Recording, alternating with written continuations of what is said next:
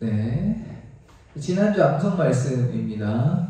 미가서 6장 8절에 사람은 주께서 선한 것이 무엇임을 내게 보이셨나니 여호와께서 내게 구하시는 것은 오직 정의를 행하며 인자를 사랑하며 겸손히 내 하나님과 동행하는 것, 함께 행하는 것이 아니냐. 이 세 가지, 정의를 행하며 그 다음에 인자를 사랑하며 겸손히 하나님과 함께 행하는 것, 이 세 가지 영어로도 했었는데요. 이 세 가지가 중요하다. 그 다음에 이번 주 암송 말씀은요, 지극히 높은 곳에서는 하나님께 영광이요 땅에서는 하나님이 기뻐하시는 사람들 중에 평화로다. 이 말씀. 그래서 하나님께는 영광, 그 다음에 땅에서는 사람들에게, 하나님의 은혜를 입은 사람들에게는 평화. 이 두 가지. 이게 뭐 때문에 이런 말이 나왔습니까? 예수 그리스도의 탄생으로 인해서 예수 그리스도의 오심이 하늘에는 영광이고 땅에는 사람들, 하나님의 은혜를 입은 사람들에게는 평화다. 평화의 소식, 축복의 소식이 이 땅에 임하셨습니다. 그래서 우리가 그 소식을 사람들에게 전해야 됩니다. 우리도 기뻐하고 우리도 감사하고 평화를 누리고 그 소식을 증거하는 삶 사시길 바랍니다. 아멘. 아멘.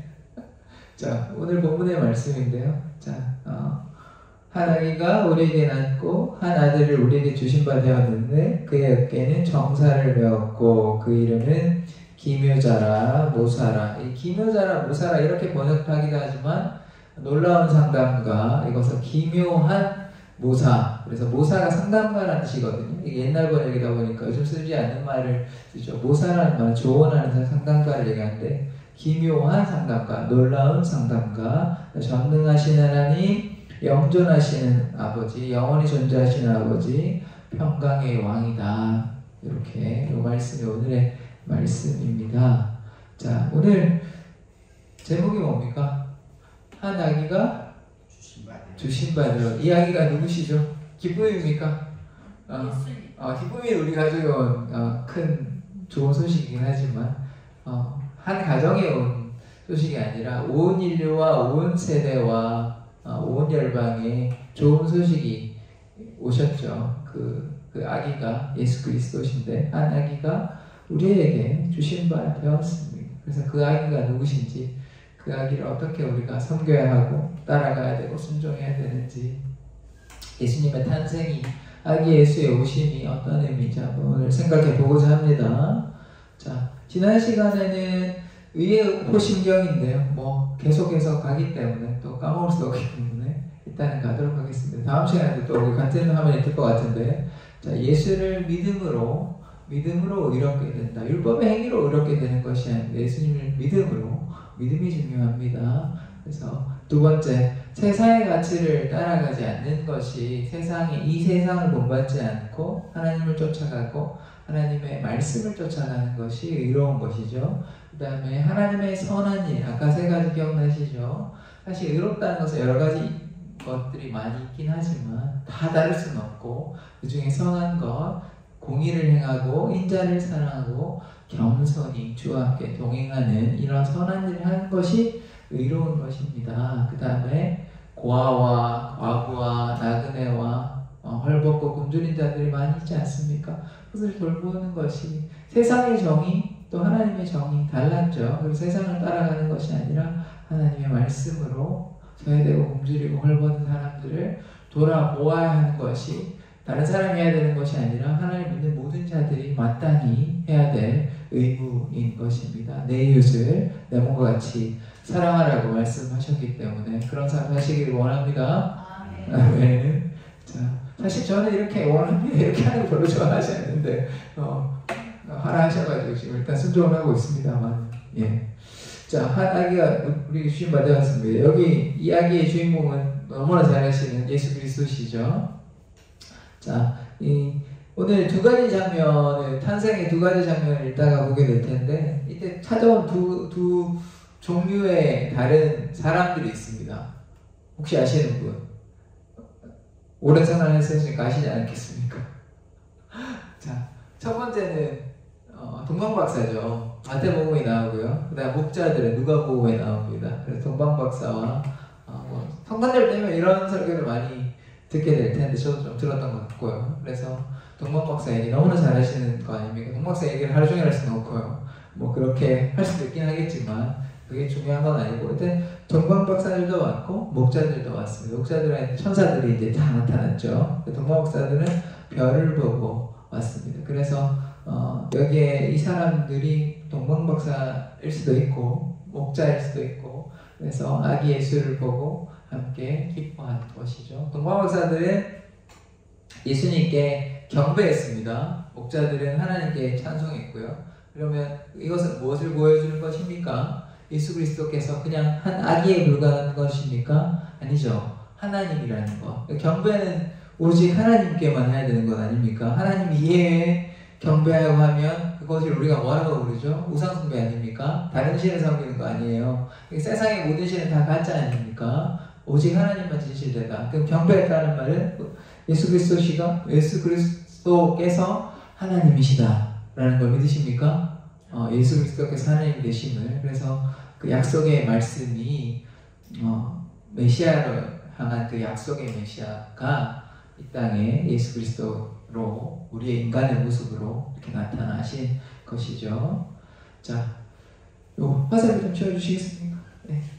크리스마스 장식, 제가 미국에 살 때 무려 한 10몇 년 전에, 15년 이상 됐네요. 2007년이니까 부터 2012년 초까지 미국에 가니까 와, 대단하더라고요. 가정에 이렇게 장식이 어마어마합니다. 아무래도 이게 기독교 국가다 보니까 많이 변질되고 타락하긴 했지만, 그러나 이런 날들은 되게 아기자기하게 화려하게 막 꾸미거든요. 우리나라도 많이 하긴 하지만 미국의 가정집을 따라갈 수가 없습니다. 엄청나요. 그러니까 이거보다 더 하는 것도 제가 봤고, 이것도 굉장히 화려한데, 이 크리스마스 이런 장식들을 보면 어떤 생각이 드십니까? 그냥 크리스마스가 왔다, 춥다, 뭐 이런 생각이십니까? 아니면 어떻습니까? 또 기쁘시고 즐거우십니까? 어떻습니까? 이웃을 돌보라. 이웃을 역시 신앙생활을 참 하나님께 순종하고 이렇게 사시다 보니까 이런 크리스마스 장식을 보면 이웃을 돌봐야 되겠다 이런 생각을 하시고, 김성훈 목사님 어떤 생각을 하십니까? 예쁘다. 그렇죠, 예쁘죠. 다음으로 가야 되겠습니다. 우리 김영경 목사님 어떤 생각 드십니까?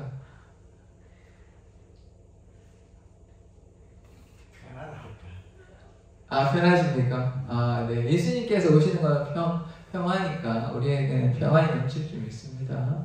자, 그래서 세상은 이거를 보고 예쁘다, 화려하다 이렇게 얘기를 하죠. 근데 우리가 무엇을 추구해야 될지 한번 고민을 해보아야 하는 것입니다. 그러면 매년 우리가 예수의 탄생을 기념하잖아요. 12월 25일. 다른 나라는 동방종교인과 그리스도교회는 또 다른 날을 기념합니다. 12월 25일이 아니에요. 모든 하나님 믿는 사람이 12월 25일에만 기념하는 것이 아니라 좀 다른 날을 기념하는 분들도 있습니다.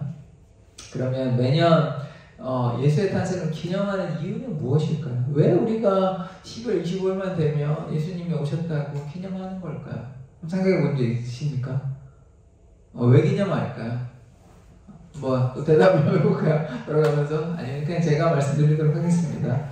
매년 예수 그리스도의 이 탄생을 기념하는 이유는 예수의 정신을 기억하고 예수의 말씀에 따라 살아가는 그런 마음을 가지기 위해서, 그래서 마음가짐을 가지고 우리의 태도를 고치고 하나님께 순종하기 위한 그런 자세가 필요한 것, 그래서 그것들을 매년 기념하기 위한 것 아닙니까? 우리가 매주 주일날 예배 드리는 이유는 무엇이죠?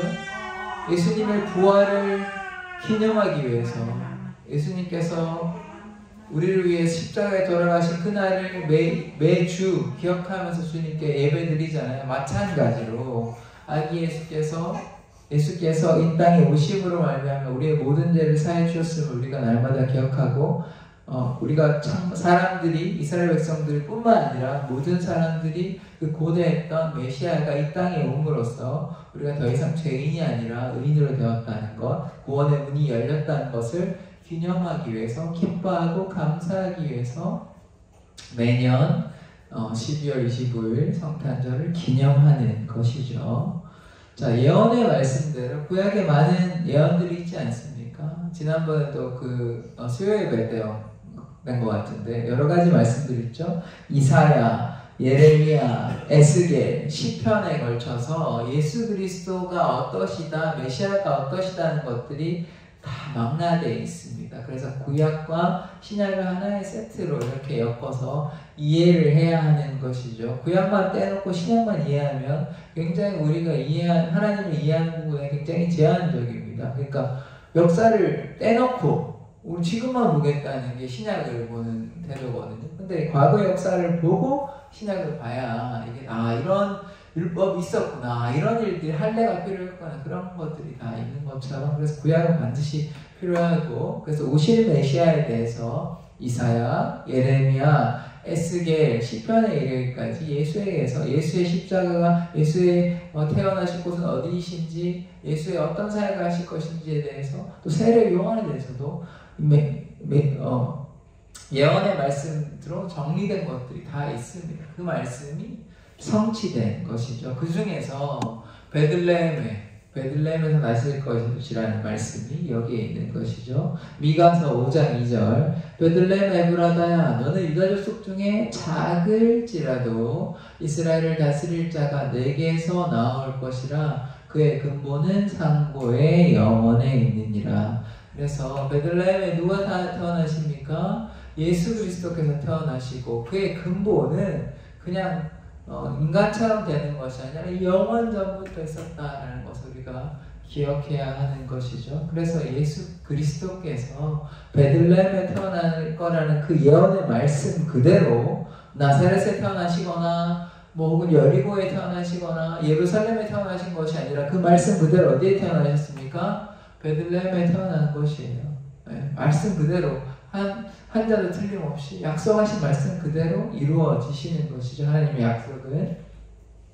자, 근데 우리가 기억해야 할 것은 예수님께서 이제 흔히들 마구간에서 태어났다고 생각하시는데 예수님이 마구간에서 태어난 것은 아니라고 보는 것이 좀 더 맞는 생각입니다. 성경에서 정확하게 마구간이라 말이 나오는 건 결코 아니에요.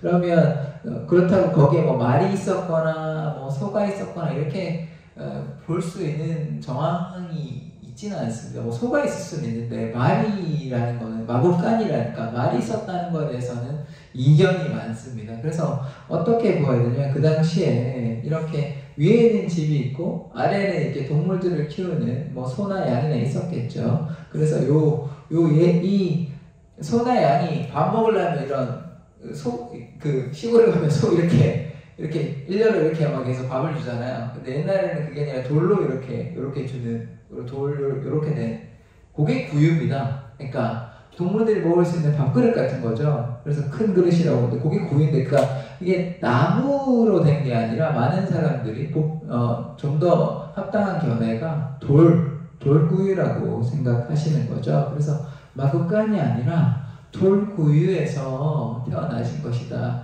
그래서 그때 이제 이 여관이 없어가지고 그리고 어떤 사람들은 잘 곳이 없어서 그렇게 볼 수도 있겠지만 그러니까 어떤 사람들 이렇게 얘기하더라고요. 여관이 없다는 것이 아니라 친척 집이 있었고 그래서 그게 어떻게 된 거냐면 애를 출산할 수 있는 장소가 여의치 않아서 여기에서 이제 출산했다 이런 견해가 있더라고요. 그래서 여관에서 출산한 것이 아니라 이런 가정집인데 옛날에 이 집은 이스라엘 집은 이렇게 되어 있다 보시면 되고 또 어떤 데는 이제 요거를 동굴로 보는 경향도 있더라고요. 그래서 어쨌든 마구간이 아니라는 거, 그 다음에 나무구유라기보다는 돌구유라는 거를 한번 생각해 보시면 좋을 것 같습니다. 이게 사실 중요한 부분은 아닐 수 있습니다. 그러나 한번 생각해 보시면 좋을 것 같고요. 자, 전능한 하나님께서 이렇게 화려한 궁전이 아니라 이 마구간과 같은 동물과 같은 냄새나고 더럽고 초라한 곳에 태어났다는 게 포인트인 것입니다. 그러니까 전능하신 하나님이 왕궁에서 태어날 수도 있잖아요. 왕의 아들로 헤롯의 그때 그 분봉왕이었던 헤롯의 아들 아니면 로마의 황제로 조금 그러면 그렇게 태어나면 예수 그리스도의 겸손은 좀 없어지는 것이죠. 낮고 낮은 인간으로 왔다는 자체가 겸손일 수 있겠지만 인간 중에서도 낮고 낮은 모습으로 오셨다. 그냥 일반 사람들의 모습으로 오셨다는데 포인트가 있는 것이죠. 다윗의 아들로 올 수도 있잖아. 이를테면 예수님이 고시기에 태어났다고 이해한다면 그래서 그게 왕의 아들로 태어난 것이 아니라 그냥 일반적인 사람의 서민의 삶으로 또 목수의 삶으로 그렇게 사신 것이죠. 그래서 겸손한 모습으로 오신 그 예수 그리스도를 우리는 기억해야 하는 것입니다. 자, 누가복음 2장 14절에 이런 말씀이 있는데요. 유대인의 왕으로 나신 이가 어디 계시냐? 우리가 동방에서 그의 별을 보고 그에게 경배하러 왔노라 하니. 아까 말씀드린 대로 두 가지 부류의 다른 인물들이 있었지 않습니까? 처음에 별을 보고 온 동방박사들. 그래, 동방박사들이 별을 보고 왔죠. 그래서 그에게 경배하러 왔다는 그랬죠. 그래서 예수님이 그냥 일반적인 사람이 아니라 하나님 되심을 이미 동방박사를 통해서 우리는 확인할 수 있는 것입니다.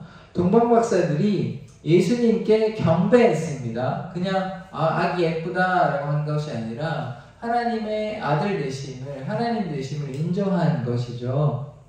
이 세 가지, 동방박사들이 세 가지 어떤 예물을 드렸나요? 너무나 잘 아시는 황금과 유향과, 이게 유황이라고 하시는 분들도 종종 있는데 유황은 안 좋지 않습니다.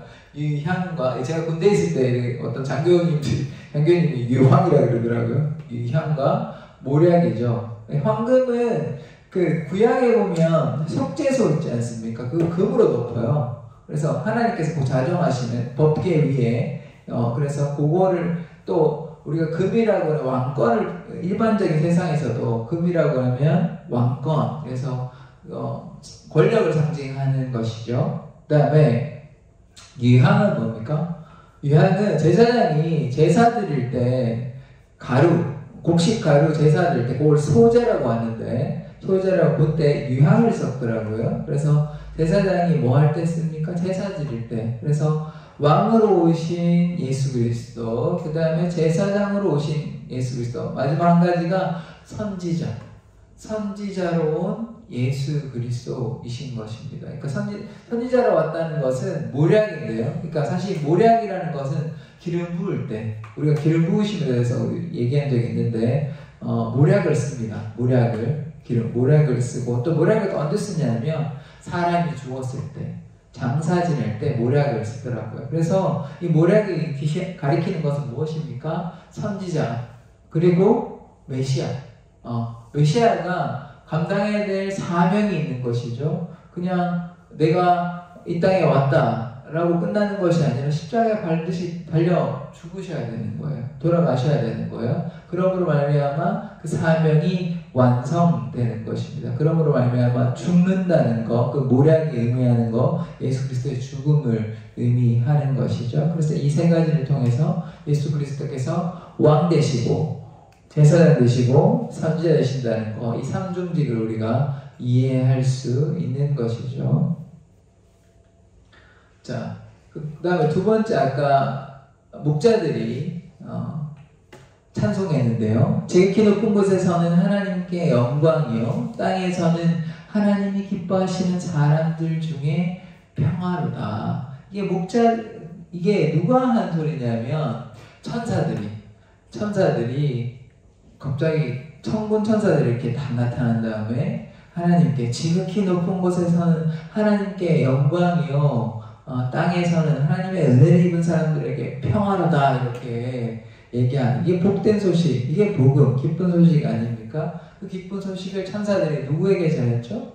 목자들에게 전했지 않습니까? 그래서 목자들이 이 소식을 듣고 천사들이 말한 곳으로 간 거예요. 그래서 가서 하나님께 영광 돌리고 찬송을 한 것이죠. 목자들이 이런 기쁜 소식을 듣고 이 땅에 평화, 하나님께 영광, 그 기쁜 소식을 듣고 하나님께 찬송과 영광을 올려드렸던 것입니다. 그래서 동방박사들과 이 목자들이 하나님께 찬송과 영광을 올려드린 것이죠. 자, 우리가 잘 아는 예수님의 역할이 무엇입니까? 예수님께서 우리의 죄를 사시기 위해 오셨잖아요. 아들을 낳으니 이름을 예수라 하라. 이는 그가 자기 백성을 그들의 죄에서 구원할 자이라 하시니라. 그러니까 예수님께서 이 땅에 오심은 인류의 모든 죄를 대속하기 위해서 이 땅에 오셨음을 우리는 기억해야 하는 것입니다. 그래서 예수님의 가장 중요한 역할이 무엇입니까? 구원자이시라는 것이죠. 하나님께서 우리의 방패 되시며 우리의 구원자, 구원의 반석 되시는 것입니다. 그러니까 예수께서 이 땅에 오시는 것은 우리의 죄를 대속하시기 위해서 대속물로 어린 양으로 오신 것이죠. 그래서 그 예수, 자기 백성을 그들의 죄에서 구원할 자, 그것이 예수임을 우리는 날마다 기억해야 하는 것입니다. 자, 이사야 9장 6절의 말씀인데요. 이는 한 아기가 우리에게 낳고 한 아들을 우리에게 주신 바 되었는데 그의 어깨는 정사를 메었고 그의 이름은 기묘자라 모사라 전능하신 하나님이라 영존하시는 아버지라 평강의 왕이라 할 것이니라. 이 정사라는 것은 이제 다스리는 통치를 얘기하는 것이고 기묘자라는 약간 이게 놀라운 걸로 이해하시는 것이 좋습니다. 그래서 놀라운 상감과 전능하신 하나님, 영원히 존재하시는 불변하시는 아버지, 그 다음에 평강의 왕. 이게 누구를 향한 수식어입니까? 누구를 향한 설명일까요? 이게 그냥 하나님을 향한 일반적인 설명입니까? 아닙니다. 보십시오. 한 아기가 오늘 제목이잖아요. 한 아기가 우리에게 낳고 한 아들을 우리에게 주신 바 되었는데 예수 그리스도를 대한 설명이란 말이에요. 아버지 하나님에 대한 얘기가 아니라 예수 그리스도께서 뭐래요? 기묘자, 예수 그리스도께서 모사, 예수 그리스도께서 전능하신 하나님, 예수 그리스도께서 전능하신 아버지. 그래서 아들 예수 그리스도께서 하나님 아버지와 동일하다. 그래서 삼위일체 하나님을 우리가 이해해야 하는 것입니다. 여기에서도. 그러니까 아들 예수 그리스도가 아버지 하나님에 비해서 열등하거나 창조된, 피조된 존재로 이해하는 것이 아니라 동일선상에 동일한 위격을 가지신 하나님이심을 우리는 기억해야 하는 것이죠. 그 다음에 평강의 왕, 아까 평안을 주시는 평화의 왕으로 막힌 담을 허무신 예수 그리스도께서 이 땅에 평화의 왕으로 오신 것이죠. 자, 이 네 가지의 그 정체성, 예수 그리스도에 대한 설명 우리는 기억해야 하는 것입니다. 놀라운 상감과 그 다음에 전능하신 하나님, 그 다음에 영존하시는 아버지, 평강의 왕.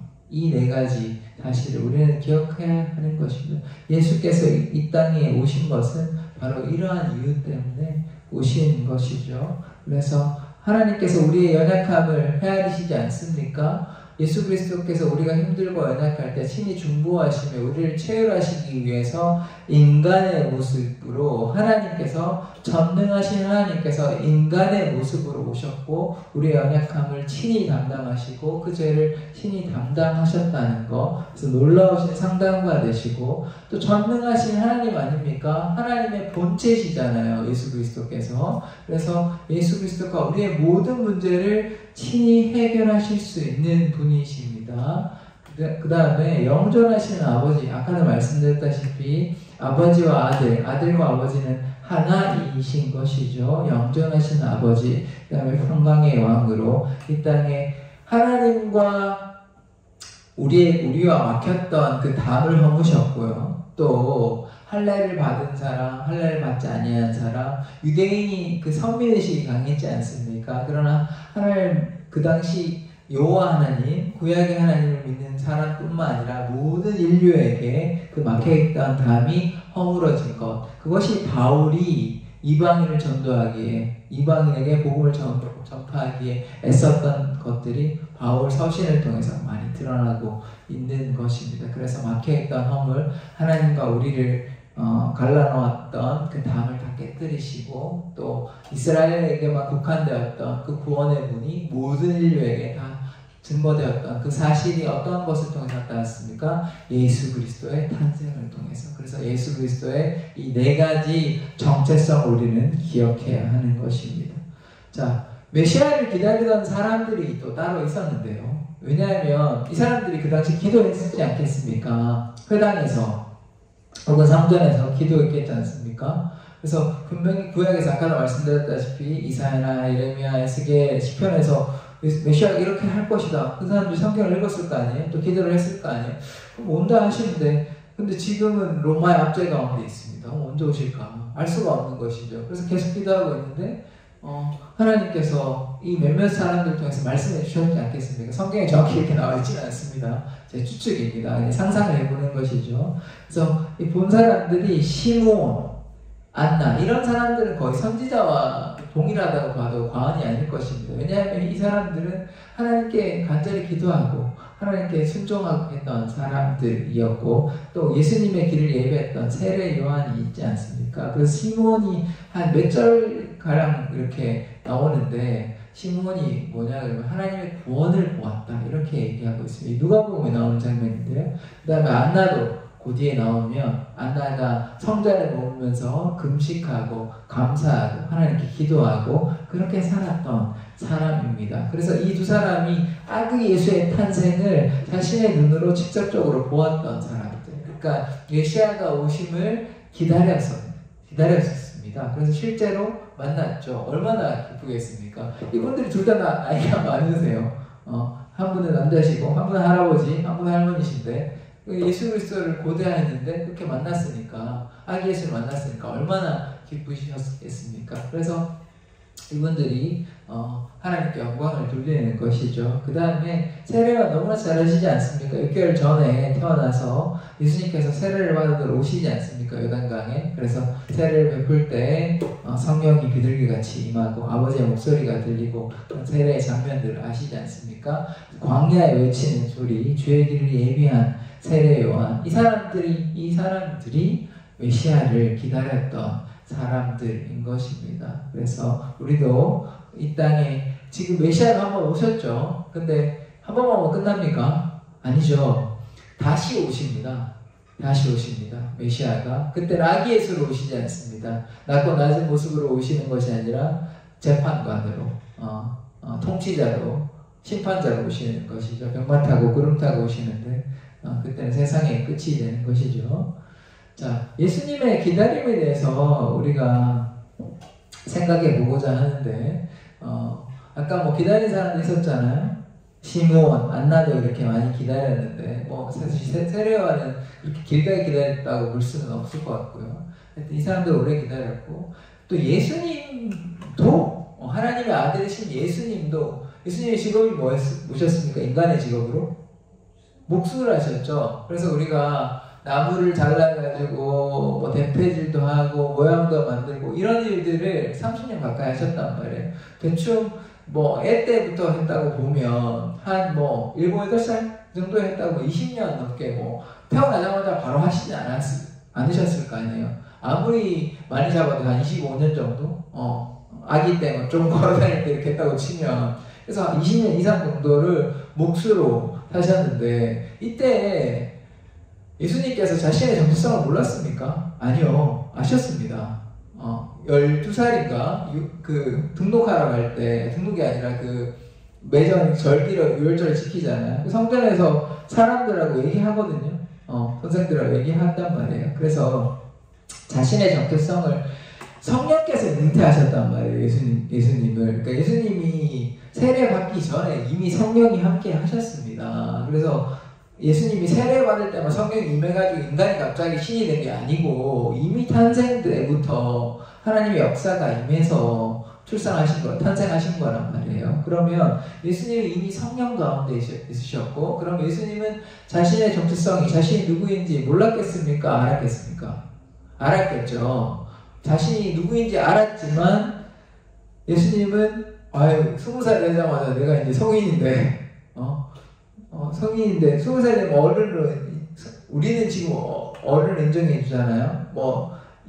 이스라엘에는 더 어린 나이에 20살 안 되는 이제 인정되는 정확한 나이는 기억나지 않는데 인정합니다. 그 어른이 됐다고. 근데 내가 이제 어른이 됐으니까, 성년이 됐으니까, 미국 같은 게 18살이라고 했는데, 그러면 내가 이제 성년이다, 내 마음대로 하겠다, 이렇게 얘기했습니까?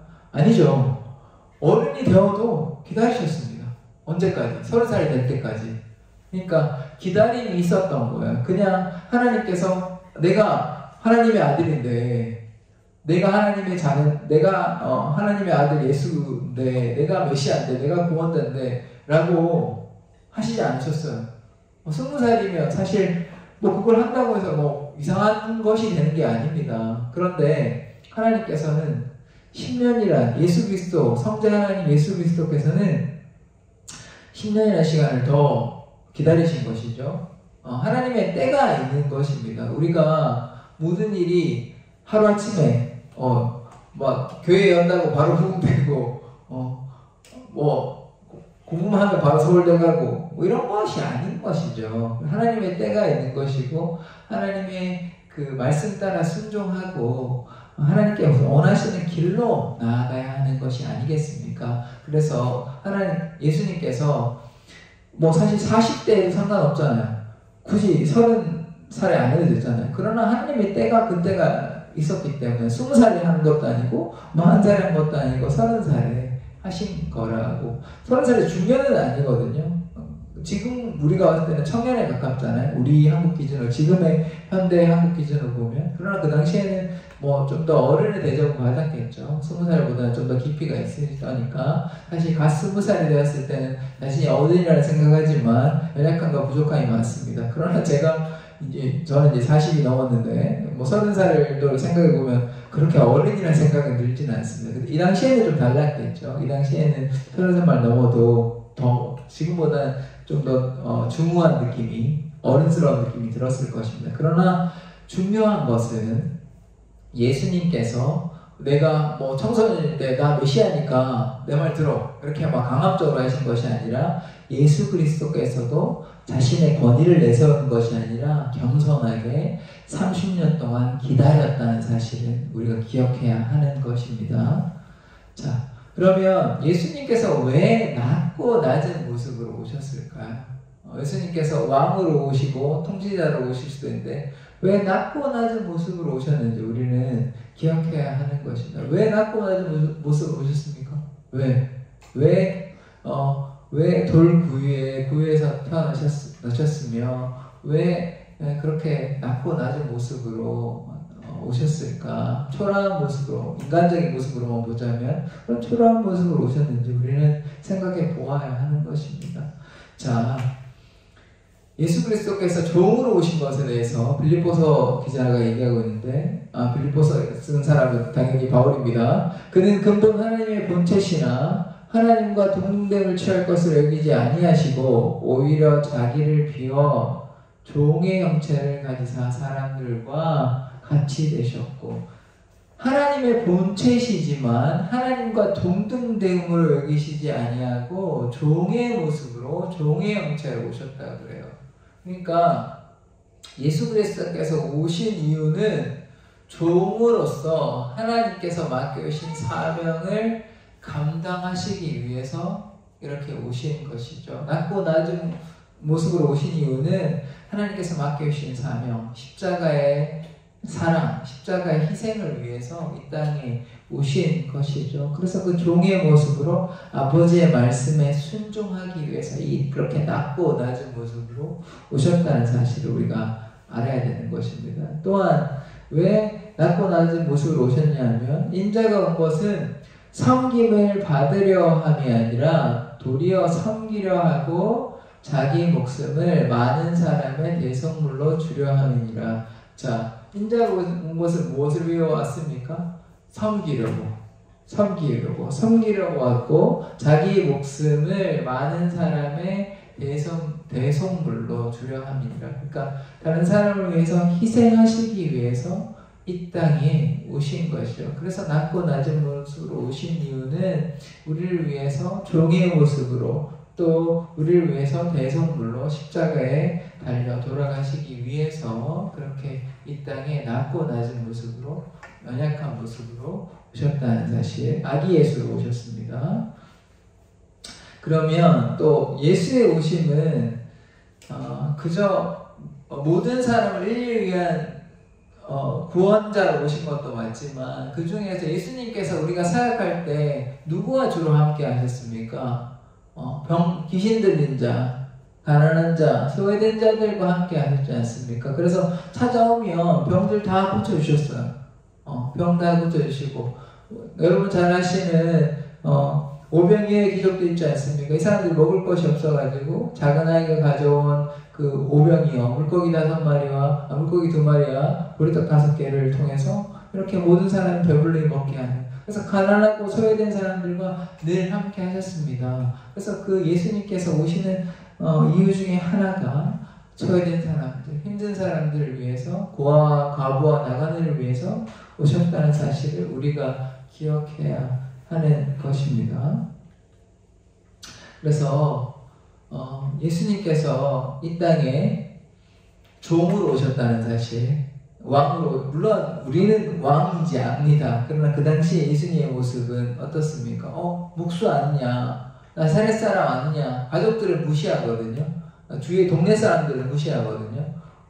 그래서 선지자가 자신의 동네에서 환영받지 못한다, 많은 기적을 행하지 않았다고 얘기하거든요. 근데 다른 동네에서는 많은 이적들을 행하셨습니다. 왜냐하면 그들의 믿음으로. 그러나 자신의 동네에는 나사렛 목수 아니야? 라고 얘기를 하니까, 그렇게 인식하고 그렇게 믿으니까 많은 이적들이 나타나지 않는 것이죠. 그러나 예수님께서는 이 땅에 종으로, 섬김으로 오신 것입니다. 그래서 성탄의 진정한 의미는 크리스마스의 화려한 장식이 아니라 이웃들을 향한 섬김.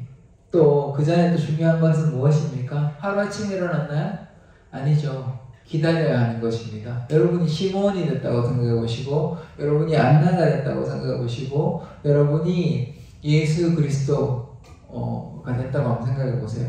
당장 나 내일 세상이 바꿀 것 같고 당장 모든 일이 일어났으면 좋겠지만 그렇지 않았습니다. 시므온과 안나는 할아버지 할머니가 될 때까지 기다렸어요. 계속 하나님의 때가 있는 것입니다. 예수 그리스도께서는 당장 메시아가 돼가지고 당장 공생애를 시작한 것이 아닙니다.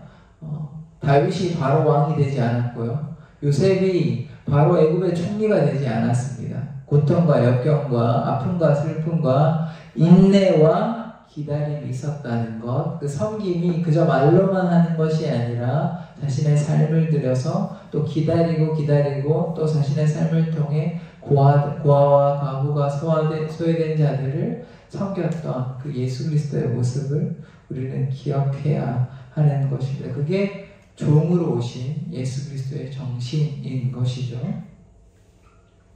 자, 이제 말씀이 다 끝났습니다. 이 4가지로 이제 요약할 수 있는데, 자, 예수 그리스도 오늘 본문의 말씀, 이 4가지 기억나십니까? 본문의 말씀.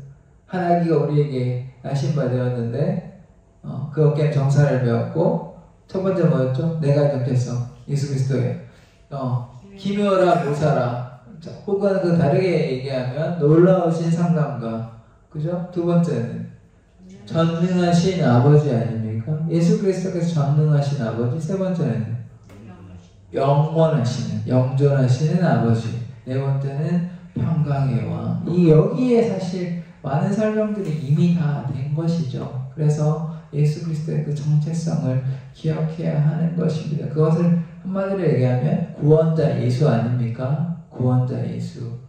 예수 그리스도께서 구원자 되신다는 것, 그것이 참 중요한 것이다. 그 다음에 목자와 또 본공 박사들이 영광과 찬양을 올려드렸죠. 하늘에는 영광이요 땅에는 평화다 라고 영광을 올려드렸고, 또 목수로서 또 시므온과 또 안나와 또 세례요한, 이 사람들이 기다림, 또 그 사람들만 기다렸겠어요.